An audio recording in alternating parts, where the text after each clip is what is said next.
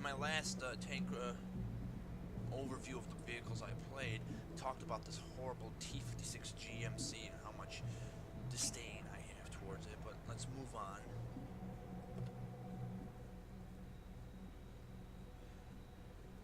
Alright. Let's talk about M3 Lee. Oh, yes. A lot of people hate this vehicle.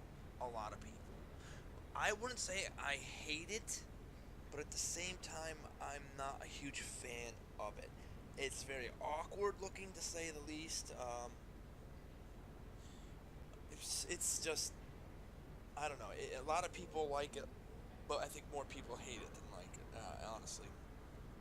Now, oddly enough, I think they may have buffed something or have done something, because I've actually shot this thing with some high caliber rounds from, I think it was a Panzer 4H. Yeah, I've hit this thing and actually have bounced. I don't know how, but I have actually bounced off this thing. And that kind of blows my mind, because when I played the thing would just go up like a Roman candle with every single shot. I mean, I did not have stellar games with it, and after about maybe 25 games, I was done with this. I'm like, oh my god, get me out of this tank. I hate it. And what's interesting is they're not using the gun here in the turret. They're using the one on the side. I believe they would call them sponsons, if I remember right. A lot of the World War I tanks had these type of sponsons on the sides where they would put a huge freaking gun in the side of it. Now, of course, that ran into the same problem this ran into.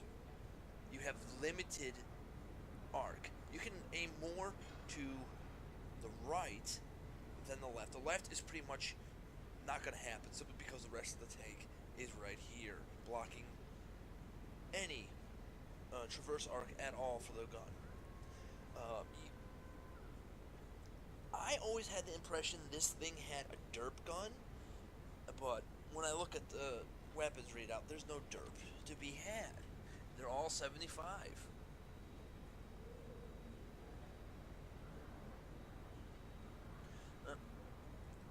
Yep, I mean, M3 Lead, was I okay with it? I mean, I prefer it way over that T-57 tank destroyer.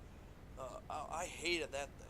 This thing, it started to get on my nerves, though, around 25 battles, and, yeah, it's just something you just have to grin and bear, unless you're going to free experience through the whole thing, or buy your way through. Just grin and bear it, get it done with.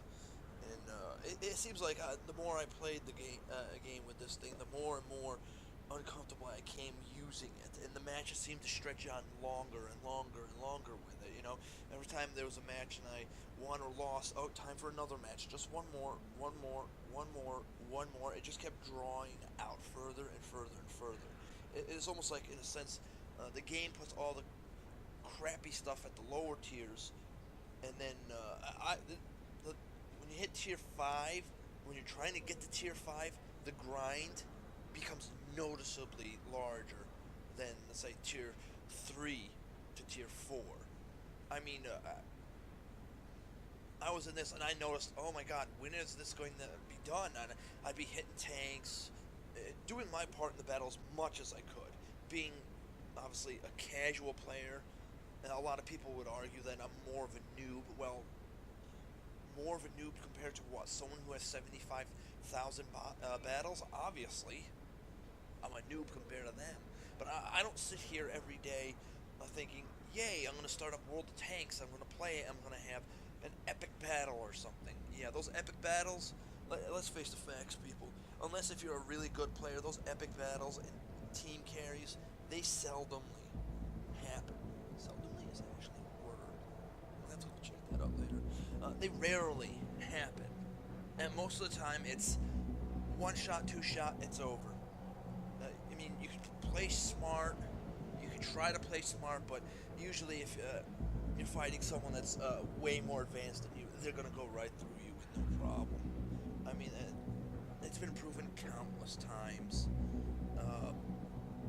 Anyway, the Lee, I would put vents, gun rammer, gun laying drive, first aid kits and stuff for consumables.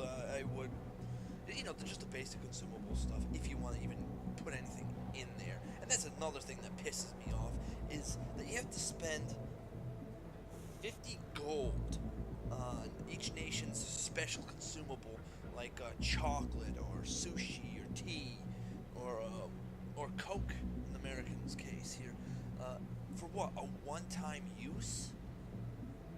What the hell? Why bother having it? That's 50 gold you have to plop down. That, or you're gonna have to do some of those little missions, which I'll get into all those at another time, in order to get like free whatever it is that's on sale or they're offering at the time, But no, it's bullshit. You have to plop down 50 gold for a one-use item? Hell no. Hell no. I think they should fix that. 50 gold, yeah, I want that thing to be permanent. It's not like you're pushing a button and it activates it, No, it's not. It's a, what would you call it, a passive effect. Once it's on the tank once, that's it. It's gone. And I do not agree with that. I just don't. 50 gold, come on. That is asking a ton. Especially for someone who doesn't put money into the game. I'll never put a single dime into the game. I just don't play it enough, number one, and number two, there's just some glaring issues here on how things are, and I won't put money into it. If Wargaming actually fixes the game, does anyone else remember the huge meeting that Quickie Baby, Rita, and Jingles went to at the beginning of the year at the Wargaming office? Yeah, they had this.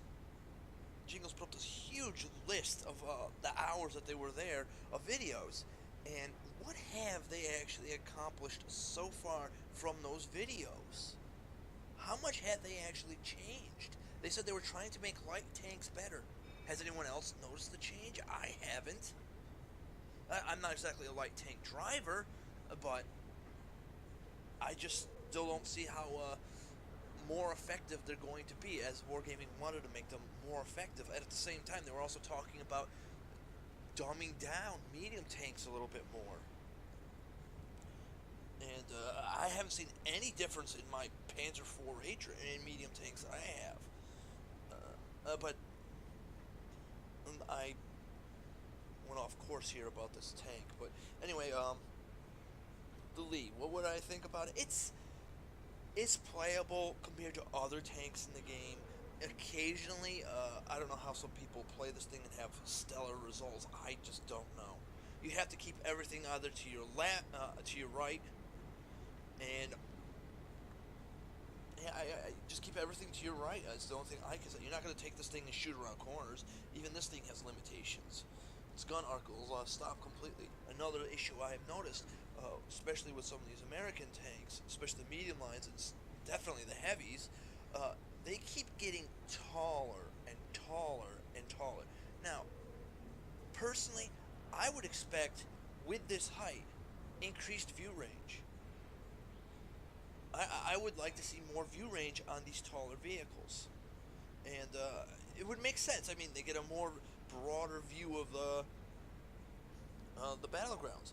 Also, it's also a curse, because at the same time, if you're trying to crest over a hill, you have your gun down here, and literally before this gun comes into play, you have this entire part of your tank up here exposed, and it still counts as getting hit.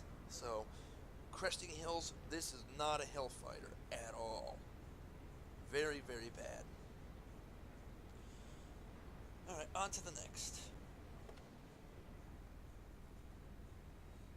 Ah, yes. The M8A1.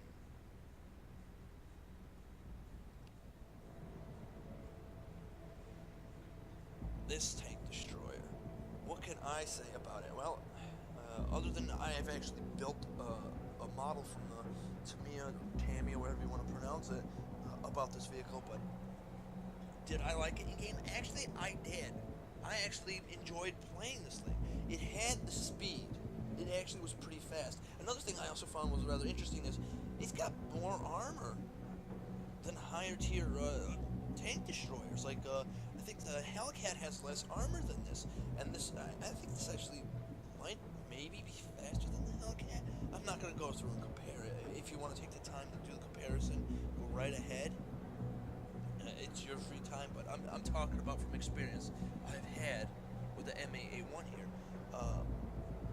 I've had some good matches in it, nothing over the top. Oh wow, they actually did some interior details on this. Did they put the shells and stuff? They did. Wow.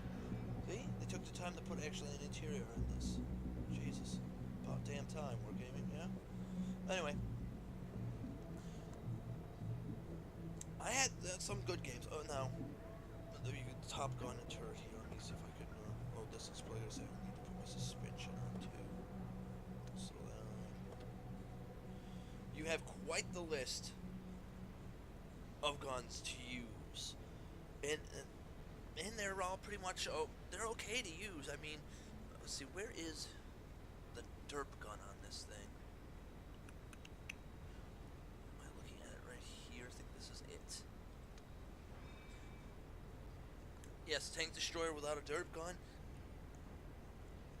I don't know what else to say. It's just strange to hear that tank destroyer doesn't have a derp gun. But anyway,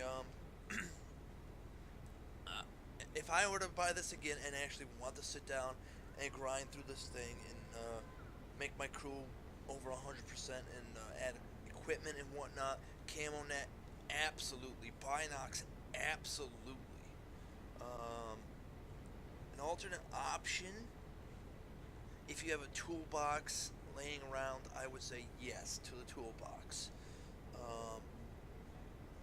But I would definitely, possibly, might even put coated optics or a gun laying drive or gun rammer, one of those, because this thing shoots relatively fast already. It's one of those tank destroyers that do DPM versus alpha damage per minute, more shots. I mean, it shoots 14 rounds, almost 15 rounds a minute. That's pretty good for a tank destroyer. And I didn't have any problems really penetrating many things. I mean, something that gets like the Matilda, you're not gonna do too much penetration against the front of that, you know. I mean, you might get through. I mean, your lowest roll is 76. I think the Matilda's is 75 front armor. You might, yeah, on your lowest shot, get through. I mean, it's got decent penetration for the tank destroyer, and I personally, I feel tank destroyers should have that penetration. They should be able to punch a hole through a tank, not sit there, bounce, bounce, bounce, bounce, aim for a different spot, bounce, bounce, bounce, bounce all day. No, it's no point for Bouncyville on a tank destroyer. I mean, you'll have to be punching through armor. I mean, that's their MO. That tank destroyer, destroy tanks. Like I said, this isn't about alpha damage. This is about pretty much how many rounds you can get downwind and fire into a tank. Also, another key thing is, if you think you're being spotted and you don't have Sixth Sense, this thing can haul ass really quick for a tank destroyer. It can haul ass across a map relatively fast. That's that. You can think the, what is it, the M5 Stewart chassis to that. This thing can haul ass. If you're in trouble, you just get out of dodge, fire a few shots here, run away, go to a different spot, wait for your camo net to kick in, start blasting away again, feel like you're getting spotted, go up to another spot. Hit and run, guerrilla war tactics. That's where this thing excels really well. So if I would suggest this as a possible keep tank if you like American Tank Destroyer.